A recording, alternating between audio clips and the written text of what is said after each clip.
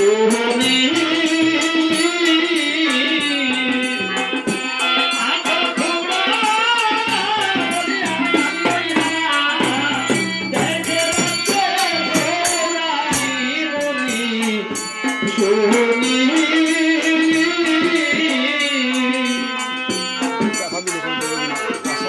বিশ্বামিত্র মুনি বললেন তোমার পূর্বপুরুষে সগর নামে একটা রাজা ছিল।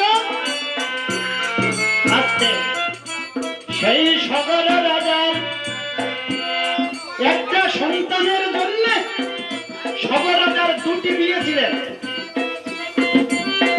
প্রথম স্ত্রীর নাম কেশানী আর দ্বিতীয় স্ত্রীর নাম হলো সুমতি। সগর রাজার এই দুই রমণী ছিলেন। একটা সন্তানের লাগি এক এক করে দুই রানীকে বিয়ে করে সগর রাজা ঘরে এনে তার ইষ্ট দেবতা শিবের মন্দিরে আসি করজোড় করে নীরবে চোখের জল ফেলে বলে, তুমি কৃপা করে আমার বংশে একটা সন্তান তুমি আমাকে দান করো। আমি চলে গেলে আমার এই রাজ্য সেই উত্তরাধিকার হবে, সেই দেখে রাখবে। প্রভু তুমি কৃপা করো। সগর রাজা